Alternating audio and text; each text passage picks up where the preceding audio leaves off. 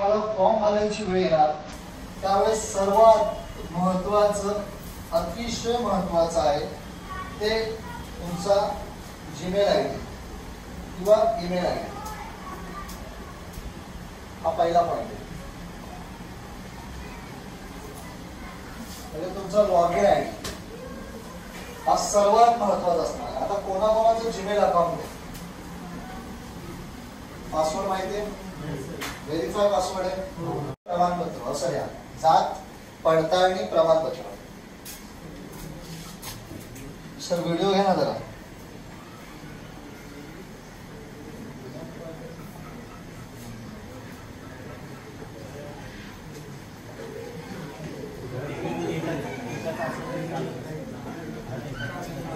तुझ्या नावाचा पाहिजे. हा जातीचा दाखला हा घरात एकाच असल्यावरती बाकीचा निघतो, पण प्रत्येकाचा इंडिव्हिज्युअली दाखला निघतो हे लक्षात ठेवा. त्यामुळे तुमच्या नावाचा जातीचा दाखला हवाय. समजलं काय बोललोय? तुमचा इंडिव्हिज्युअली तुमच्या असाल तरी पण 35% तुम्हाला आरक्षण आहे केंद्राचं आणि महाराष्ट्राचं पण. त्यामुळे नॉन क्रिमिलियर तुम्हाला कंपल्सरी जरी तुम्ही ओपन मध्ये असाल तरी. क्रेडिट आणि मॅरिड मुली ज्या असतील उद्या तिला सांगा की तिचा गॅजेट पाहिजे आणि मॅरेज सर्टिफिकेट पाहिजे. काय गॅजेट म्हणजे नवऱ्याचं नाव लावतात ना त्याचा एक दाखला असला गॅजेट म्हणतात, नाव बदली करून घेणं. आणि काय हवंय मॅरेज सर्टिफिकेट हवं. आणि आधार कार्ड वरती पण नवऱ्याचं नाव हवंय, पॅन कार्ड वरती पण नवऱ्याचं नाव हवंय. हे सगळे डॉक्युमेंट तुम्हाला काय करायचे रेडी करून ठेवायचे ज्या मुलीचं लग्न झालेलं असेल त्या मुलीने. काय काय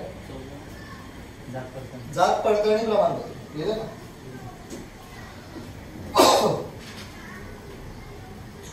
आता एक गोष्ट नवीन पद्धतीने मांडण्यात आली आहे की तुम्हाला पोलीस भरतीसाठी ड्रायव्हिंग लायसन्स कंपल्सरी करण्यात येणार आहे.